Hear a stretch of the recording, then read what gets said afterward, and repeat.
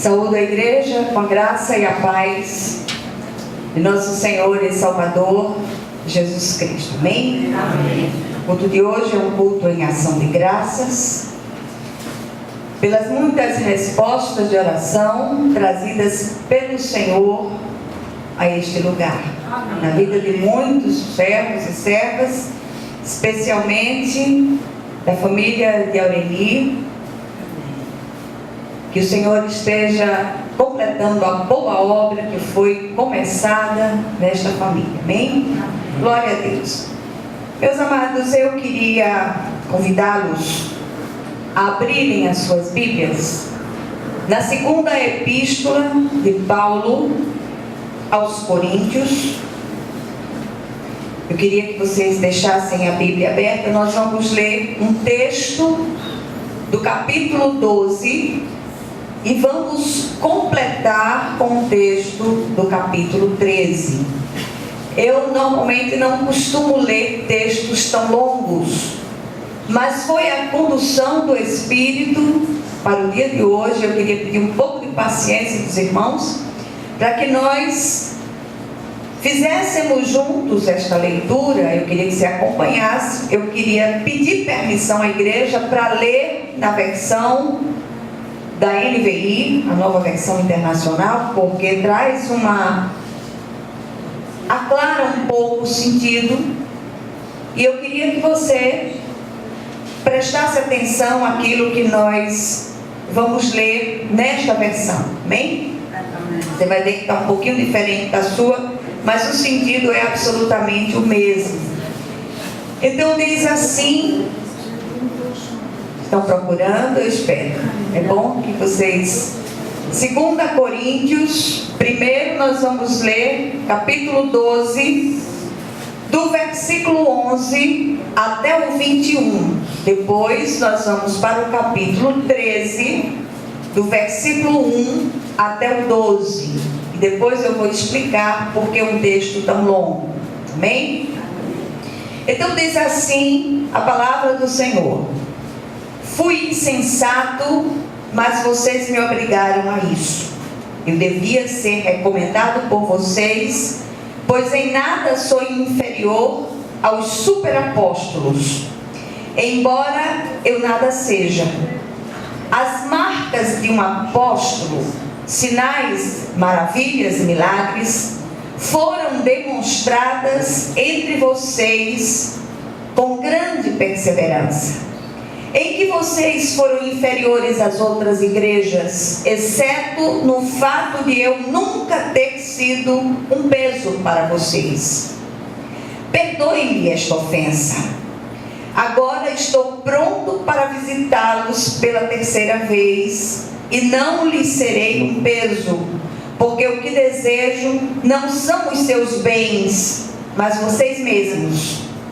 Além disso, os filhos não devem ajuntar riqueza para os pais, mas os pais para os filhos. Assim, de boa vontade, por amor de vocês, gastarei tudo o que tenho e também me desgastarei pessoalmente. Visto que os amo tanto, devo ser menos amado? Seja como for, não lhes tenho sido um peso. No entanto, como sou astuto, eu os prendi com astúcia. Porventura eu os explorei por meio de alguém que lhes enviei? Recomendei a Tito que eu os visitasse acompanhado de outro irmão. Por acaso Tito os explorou? Não agimos nós no mesmo espírito e não seguimos os mesmos passos? Vocês pensam que durante todo esse tempo estamos nos defendendo perante vocês? Falamos diante de Deus como alguém que está em Cristo, e tudo o que fazemos, amados irmãos, é para fortalecê-los. Pois temo que ao visitá-los não os encontre como eu esperava, e que vocês não me encontrem como esperavam. Temo que haja entre vocês brigas, invejas, manifestações de ira, divisões, calúnias, intrigas, arrogância arrogância e desordem.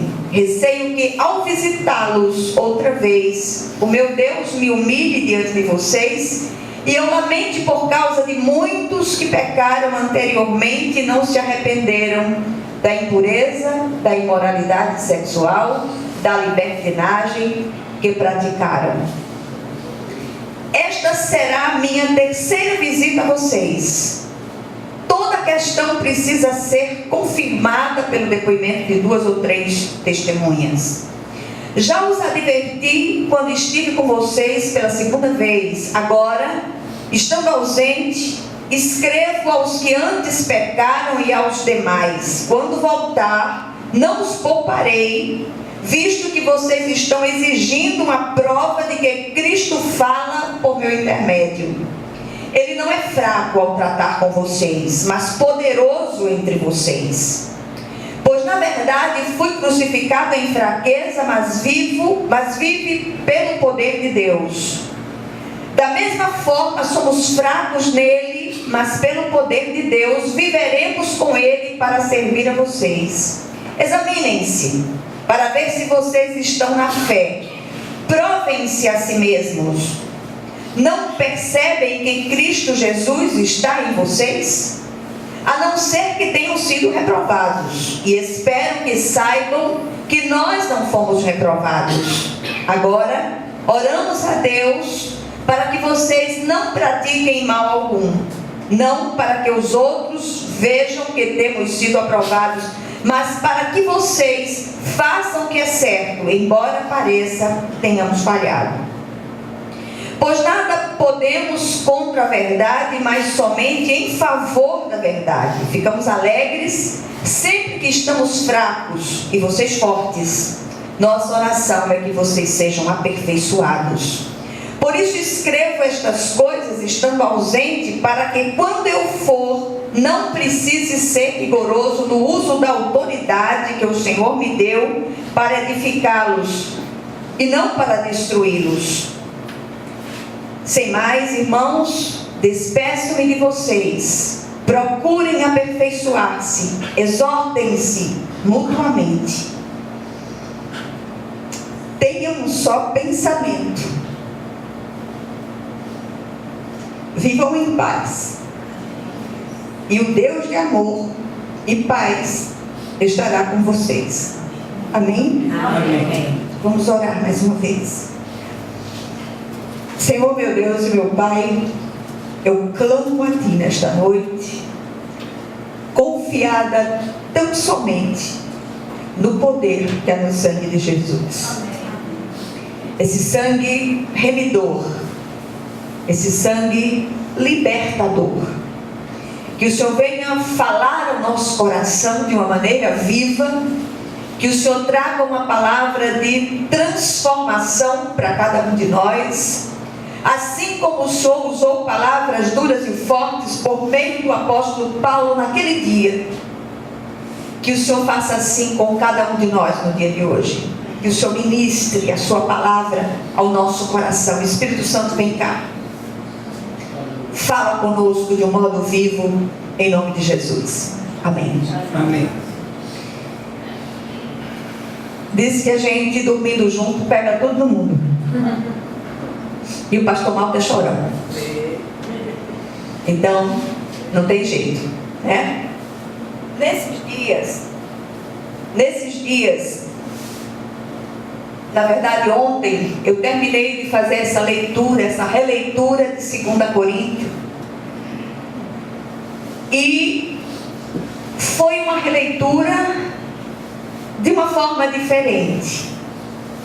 O Senhor me trouxe o sentimento que havia no coração do apóstolo Paulo ao escrever esta segunda epístola àquela jovem igreja. É uma carta de conteúdo pessoal e forte, que apresenta a preocupação do apóstolo com os falsos apóstolos que se multiplicavam naqueles dias. No primeiro texto citado, Paulo usa até de certa ironia em relação a jamais ter sido pesado àqueles irmãos, o que parecia uma ofensa àqueles irmãos que já estavam tão acostumados a serem tão espoliados por aqueles falsos obreiros, por aqueles falsos apóstolos, que já naquela época se multiplicavam. O segundo texto é o final desta bela e pungente epístola. E Paulo termina com uma palavra forte de exortação aos seus leitores coríntios. Como diria um pastor antigo que eu vi pregando, os irmãos corintianos, para que estivessem preparados para a sua chegada, e ao mesmo tempo para que se examinassem a si mesmos, para ver se a fé que eles professavam no Cristo era uma fé verdadeira. Havia sido disseminada no meio daqueles irmãos pelos falsos apóstolos daqueles dias uma dúvida de que Cristo não falava por meio de Paulo. Isto entristeceu o coração do apóstolo, fazendo usar de sua autoridade apostólica e punir os insubordinados, caluniadores, com a autoridade que havia sido dada a ele por Cristo. O desejo de Paulo era edificar aqueles irmãos e não destruí-los, como deve ser a postura de um verdadeiro pai espiritual. Se o pai físico, ele tem esse zelo de querer que o seu filho seja edificado, querer que seu filho seja fortalecido, você faça ideia, um pai espiritual.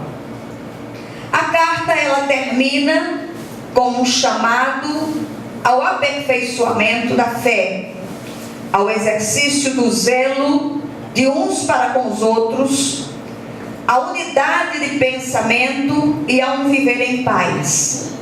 E foram dias de leitura e onde eu chorei o quanto não chorava fazia muito tempo, porque quando eu choro, eu tenho um chorador frouxo, e quando eu tenho que ter muito cuidado para ele não se descontrolar, porque quando ele abre a torneira, misericórdia, ele não para não, é uma coisa impressionante. E aí a gente chora, eu choro pelo novo, pelo velho, pelo atrasado, é um negócio impressionante. E tinha dias que eu estava ali na minha rede orando e eu dizia, meu Deus, eu não quero que ninguém apareça aqui, porque vai pensar que aconteceu alguma coisa. E aconteceu alguma coisa interna, né?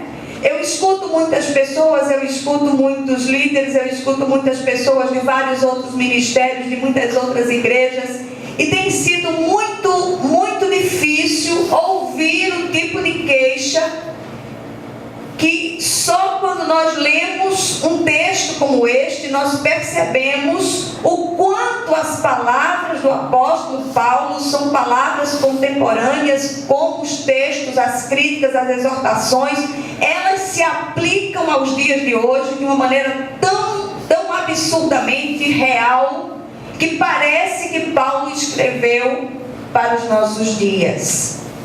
Então, meus amados, eu queria pedir que vocês tivessem orando para que o Espírito, ele ministrasse esta palavra aos seus corações, como tem ministrado ao meu.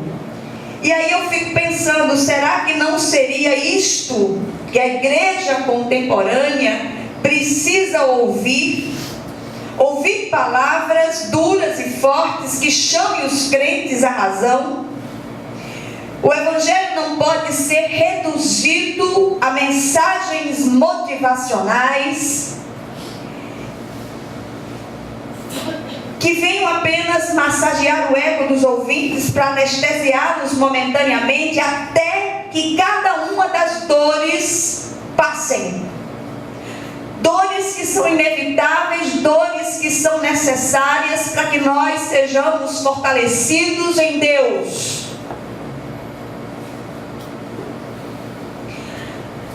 pastor, ele não é um animador de auditório. Um pastor, ele não é um comediante desses que fazem espetáculos sozinhos, de pé, diante de uma plateia, e leva aquela plateia inteira a dar altas gargalhadas. Um pastor não é um palhaço.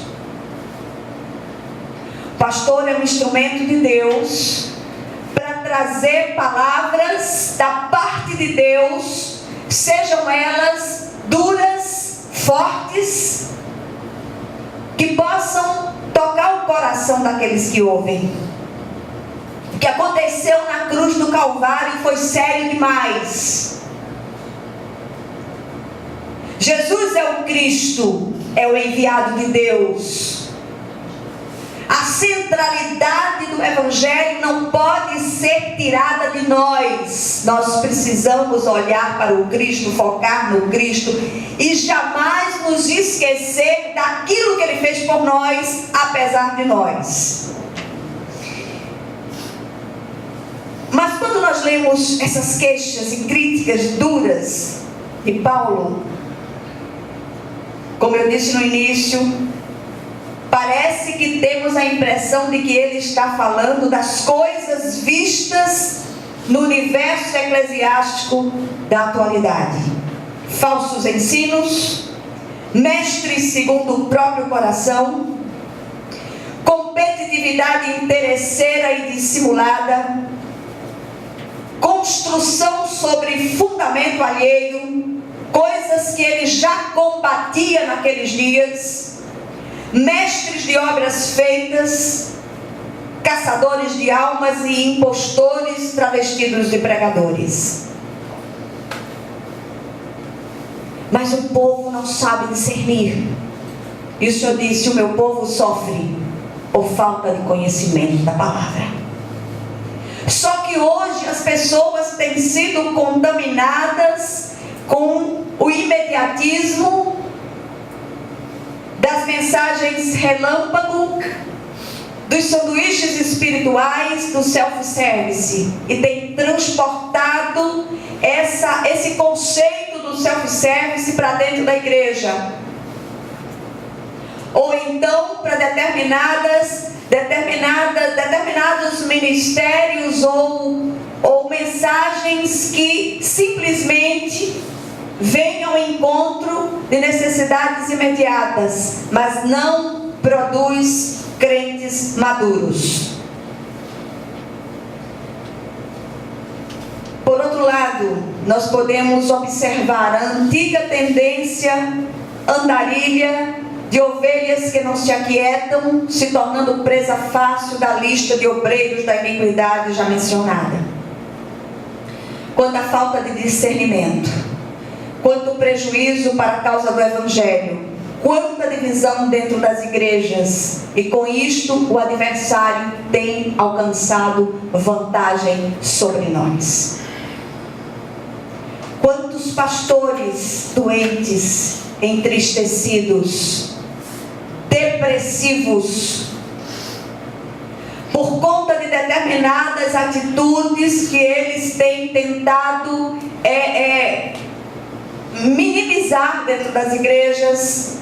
Hoje as pessoas não gostam de estudar o Evangelho, não gostam de estudar a palavra de Deus, os cultos, as reuniões onde se prega o Evangelho, onde se estuda a palavra, tem 4 gatos pingados. Mas quando acontece um grande evento, quando há uma grande festa, uma grande coisa, um grande seminário de fim de semana, as pessoas correm e paga-se fortunas por esses seminários. Crente precisa de estudo bíblico e sistemático da palavra de Deus. Os crentes da igreja de Corinto chegaram ao ponto que chegaram porque se deixaram seduzir por aqueles falsos apóstolos daqueles dias. Há dias em que meu coração dói. Há dias em que há uma tristeza tão profunda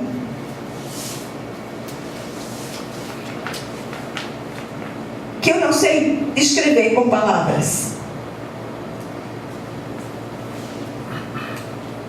Mesmo os que já deveriam ser mestres, continuam agindo como neófitos.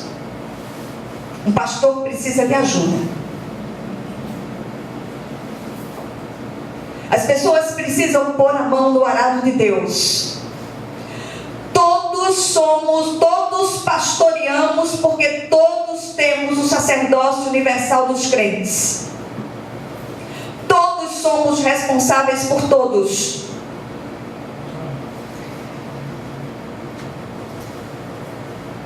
Um dia, há uns 30 anos atrás,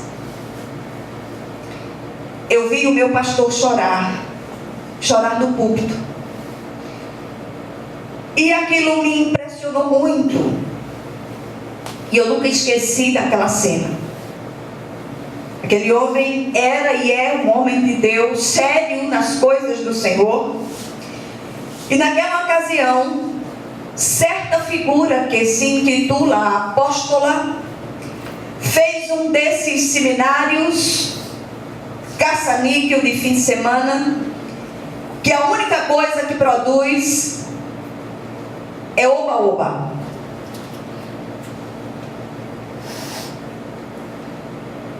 E dependência de eventos. Salta-se de um evento para o outro, como se fossem... Eu nem sei, eu nem quero comparar para não ofender. E as pessoas ficam ávidas que venha o próximo evento, porque aquilo que tem aprendido nas igrejas parece que não alimenta. Não alimenta porque não vem buscar o alimento.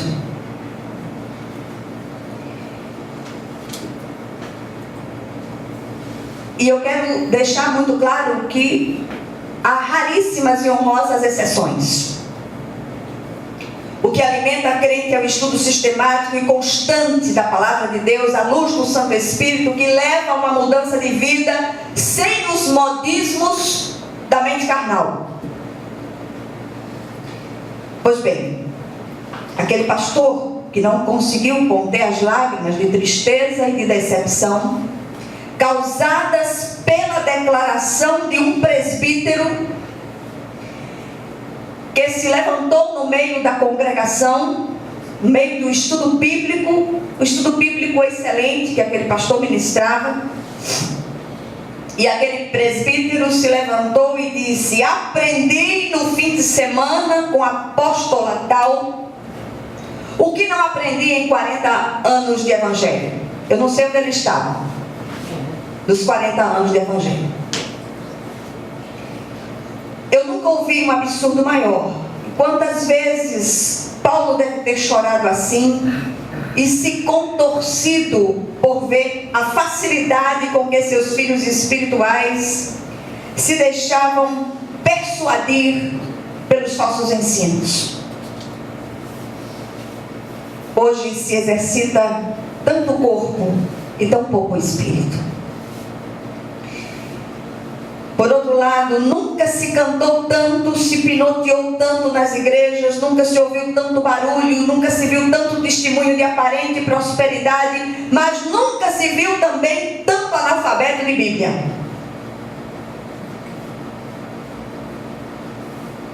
É cada pergunta que aparece que você fica abismada. A preocupação com coisas materiais e sensações de bem-estar tem roubado o foco que é Cristo. E produzido toda uma geração de crentes capengas que a primeira dificuldade abandonam o Senhor. Esta semana ouvi uma das muitas aberrações produzidas pelos apóstolos da atualidade. Era uma lista de bênçãos do mês de setembro. E dentre aquelas coisas relacionadas, elencadas ali naquela lista daquele homem, uma das bênçãos dizia o seguinte, dizia mais ou menos assim: o Senhor dará um carro zero em condições especiais E muitos ainda terão um segundo carro.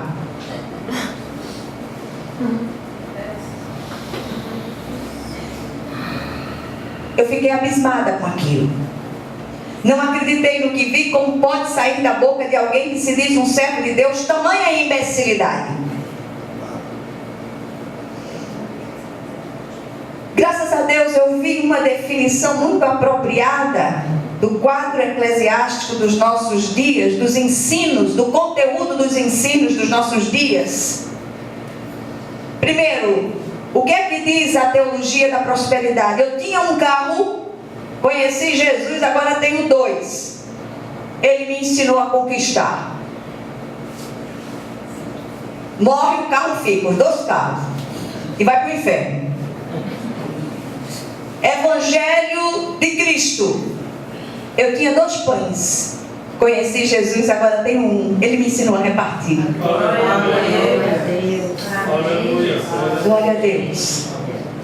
É tempo de acordarmos do nosso torpor e firmar nossos pés sobre a rocha eterna que é o Cristo.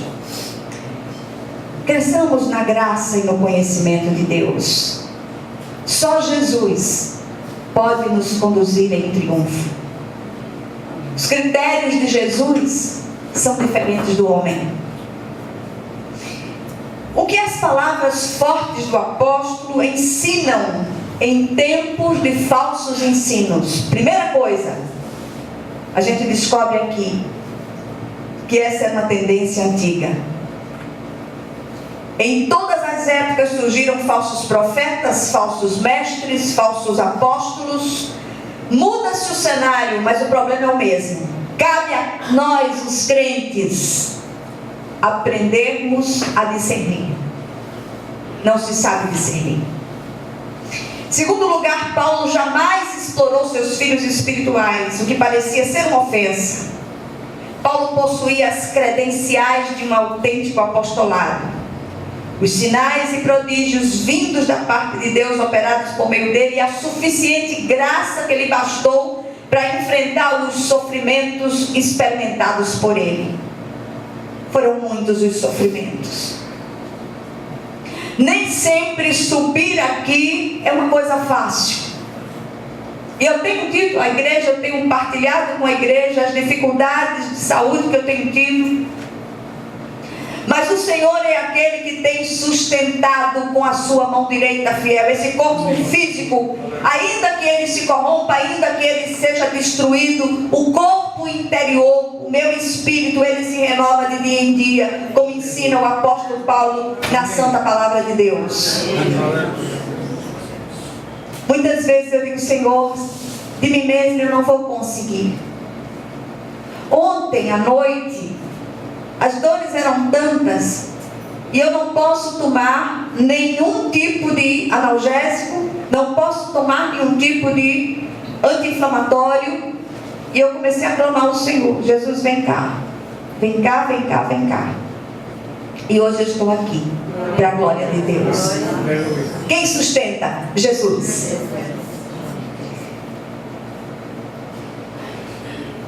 Em terceiro lugar, aliás, eu queria só fazer uma pergunta a respeito do segundo item. Quais as credenciais que apresentam os falsos mestres e falsos apóstolos da atualidade? Anelões nos dedos, grossas correntes penduradas ao pescoço, carrões de último modelo. São essas as credenciais de um apóstolo?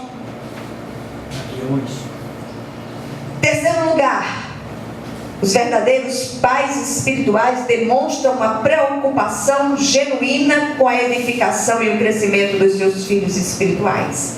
Quisera todos vocês profetizassem, todos vocês pregassem, todos vocês ensinassem, e aí a gente ia saber que a igreja se espalharia para a glória de Deus. Paulo tinha consciência de que os pais entesouram para os filhos e não o contrário. Hoje parece que a tendência é o inverso desse princípio.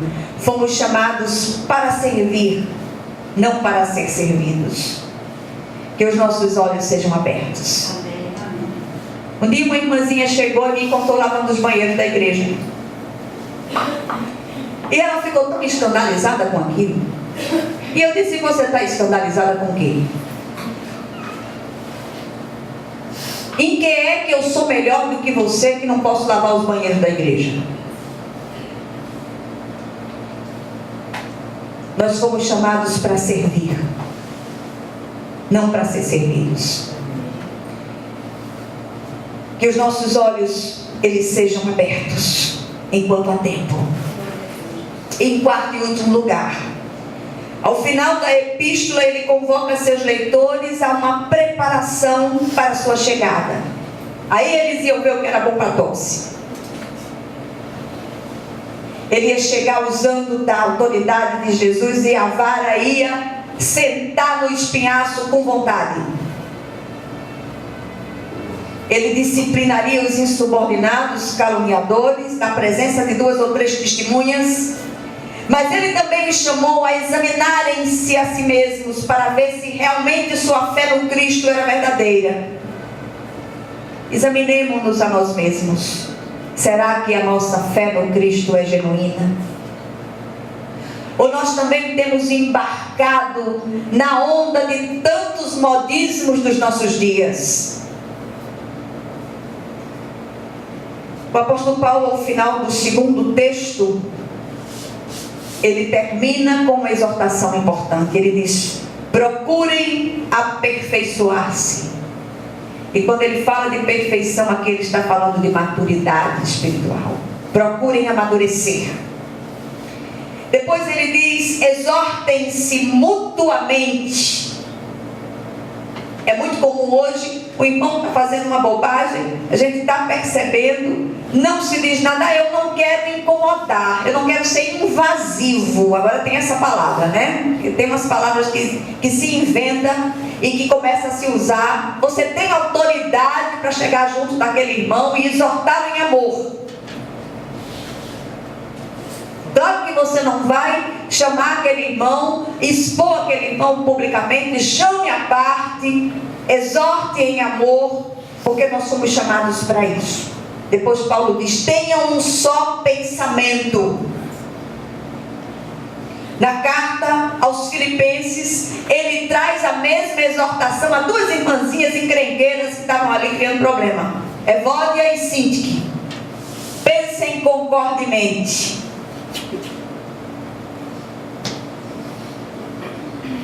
E ele diz: olha, tenha um só pensamento. Ele está dizendo: olha, preste atenção, Jesus é o Cristo para você. Que seja isso que ocupe o seu pensamento. Ele está falando disso. Ele não está falando de doutrinas periféricas, ele não está falando de coisas de só menos importância, ele está falando das verdades centrais. As verdades centrais precisam ser professadas concordemente. E ele termina dizendo: vivam em paz. Era tanta encrenca, era tanta inveja, era tanta competitividade, era tanta briga, era tanta confusão. E Paulo diz: vivam em paz. Nós fomos chamados à paz. Que essas palavras, elas reverberem em nosso coração nos dias de hoje, em nome de Jesus. Amém? Eu queria orar pela igreja.